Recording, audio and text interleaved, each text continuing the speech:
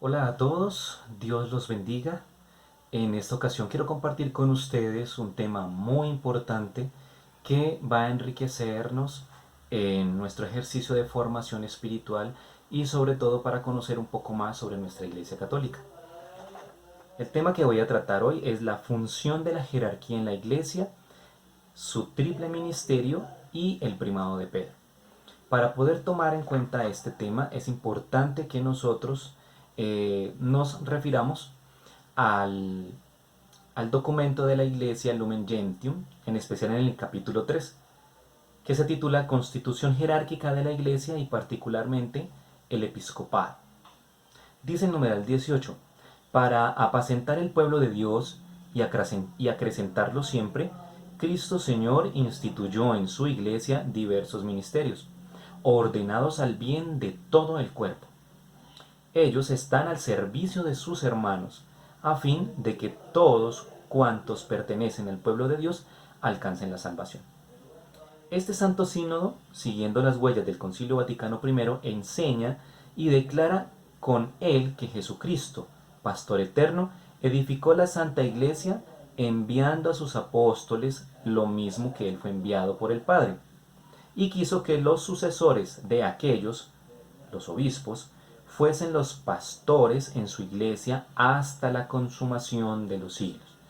Pues bien, tomando en cuenta lo que habla el Lumen Gentium, nos explica cómo Jesucristo escogió a sus 12 apóstoles y a través de ellos lo que quiso fue forjar sus enseñanzas para que a través de esa prolongación eterna de su palabra, a través del servicio que se puede dar dentro de la iglesia, pudiera sostener su iglesia y a través de los apóstoles poder entregar esa misión o a través de ellos poder hacer que todo mundo encontrase el verdadero mandamiento y todos alcanzáramos la salvación. Pues bien, esta función jerárquica de la iglesia se prolonga en la presencia visible hacia la humanidad a través de Cristo. Pues bien sabemos que Cristo es el fundamento de nuestra creencia, es el fundamento de nuestra fe. Por tanto, nosotros obedecemos a la iglesia, que es precisamente el cuerpo de Cristo. Por eso es tan importante que sepamos nosotros que esta jerarquía que Dios ha colocado por su gusto, por su voluntad y sabiduría, nosotros la tengamos en cuenta.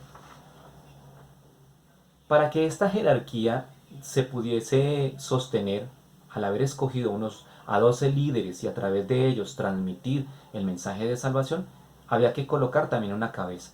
Pues ahí viene el primado de Pedro. Él mismo escogió a San Pedro como cabeza de su iglesia, ¿cierto?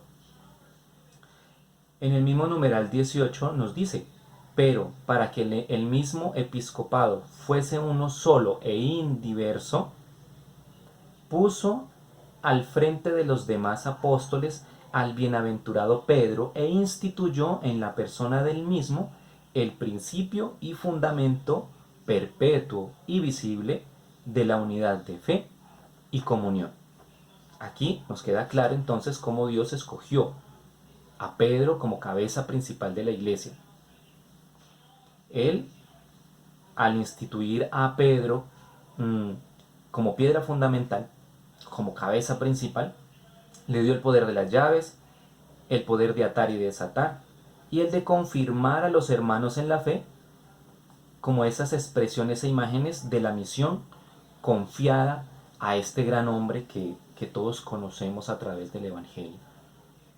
El primado de Pedro nos enseña que ese liderazgo es el que ha permitido que toda nuestra iglesia y lo que conocemos de ella pues haya durado tantos siglos y que según la misma palabra de nuestro Creador, de nuestro Señor Jesucristo, se sostendrá, se sostendrá eternamente y el mal no prevalecerá. Será Jesús con su iglesia, que somos nosotros, los que llegaremos a la eternidad, porque lo creemos y así lo profesamos. Y en cuanto al triple ministerio de esta Santa Iglesia, que es nuestra iglesia, nuestra casa, entonces vamos a hablar sobre un primer aspecto que es el ministerio profético. servicio de la palabra o función profética. El servicio de la palabra tiene en el Nuevo Testamento un puesto prioritario y casi central, pues de la palabra surge la comunidad. A través de la palabra llega el Evangelio, a través de la palabra llega el mensaje de salvación. El primer ministerio de nuestra iglesia es anunciar esa buena nueva, ¿no? Y es el ministerio de los apóstoles, de los evangelistas, de los profetas, de los doctores, de los maestros. ¿Qué se encargan ellos? Pues evangelizar, predicar, dar catequesis, una enseñanza, un testimonio, ¿cierto? Eso es el primer ministerio del que se encarga nuestra iglesia. En todo ministerio de la iglesia se realiza a través de la palabra y se atiene siempre a una doble preocupación. ¿Cuál es? Guardar fielmente el depósito de lo que ha recibido y transmitirlo. Y de allí la importancia que adquiere la tradición de la iglesia, pues nos pone en contacto con los orígenes de la misma iglesia y nos aporta la verdad viva tal como se ha recibido. Pues bien, el segundo ministerio de nuestra iglesia es entonces el servicio del culto o función sacerdotal. Función sacerdotal, poder de santificar, y ministerio litúrgico prácticamente se identifican. La Eucaristía y los sacramentos centralizan la función sacerdotal de la iglesia, pues ellos actualizan a la iglesia como sacramento originario de Cristo. Por eso nosotros que creemos en Cristo Jesús y también sabemos que su cuerpo y su sangre, al ser reveladas en las especies del pan y del vino, y saber que Cristo mismo es quien hace presencia, ese sacramento vivo eucarístico que alimenta a los demás sacramentos son los que le dan el fundamento. Sabemos que es Cristo el que le ha dado el don sagrado de su cuerpo y de su sangre. Por eso se asegura que no depende del sacerdote o no depende de quien reciba el sacramento, sino que ha dependido de la gracia divina que viene de Dios a través de su cuerpo y de su sangre. Ese es el respaldo que tenemos nosotros en nuestro ministerio de nuestra iglesia. La participación del cuerpo y sangre de Cristo hace que pasemos a ser aquello que recibimos, o sea, otros Cristos.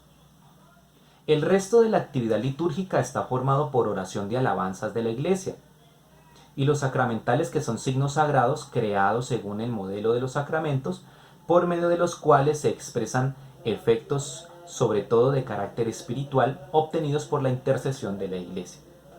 Los ministros de la comunicación eficaz del don de Dios en la liturgia son los miembros jerárquicos o sacerdocio ministerial, que se distingue del sacerdocio común de los fieles por su naturaleza y no por el grado mayor, por lo que se confiere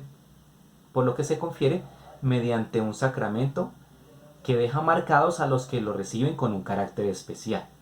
En torno a este ministerio se pueden formar otros ministerios: el lectorado, el acolitado, los ministerios musicales, son ministerios de acogida y pues los demás que nosotros ya conocemos.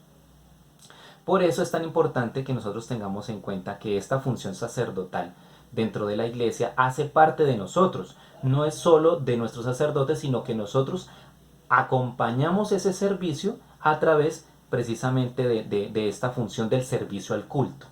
Ellos hacen su parte y nosotros hacemos la otra.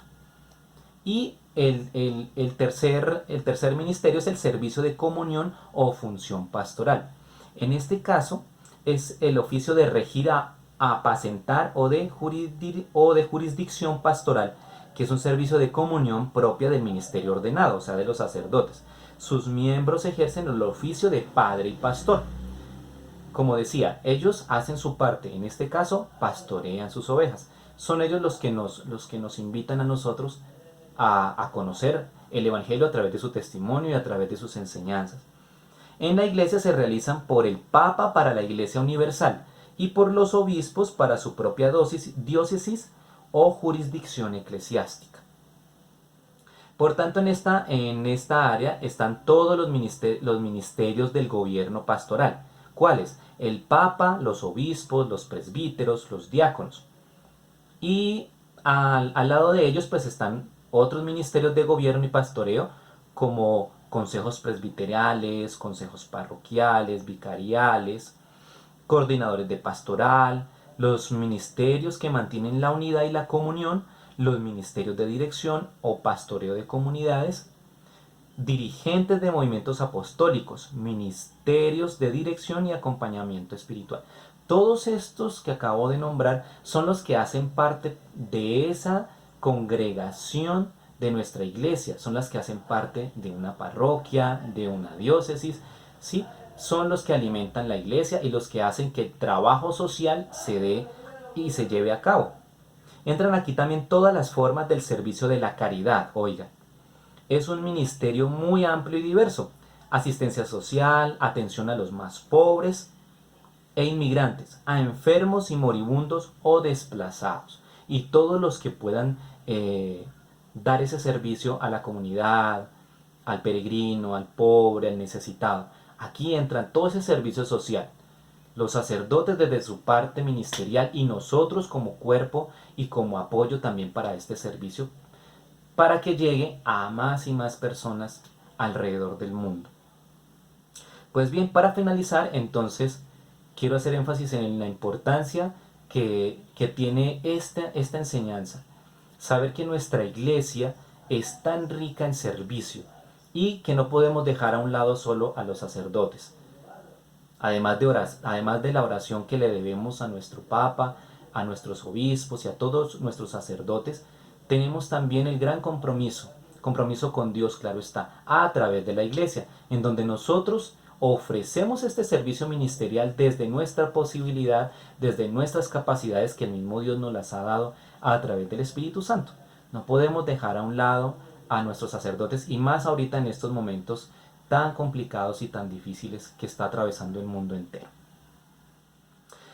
Tenemos que tener en cuenta que nuestra iglesia nos necesita y que este trabajo ministerial se hace en equipo, en grupo, como Dios lo ha querido. Él formó su pequeño grupo y con él ha querido que toda la familia, nuestra iglesia, alrededor del mundo entero, se entere de sus bendiciones. Quiero invitarlos para que en sus oraciones entreguemos precisamente esta situación que estamos pasando de esta pandemia. Oremos mucho por nuestros sacerdotes, lo necesitan mucho nuestro apoyo espiritual, pero también nuestro apoyo en solidaridad económico, en nuestros afectos. Una palabra de aliento nunca cae mal. Dios los bendiga y espero que hayan podido disfrutar de este tema como lo disfruté yo.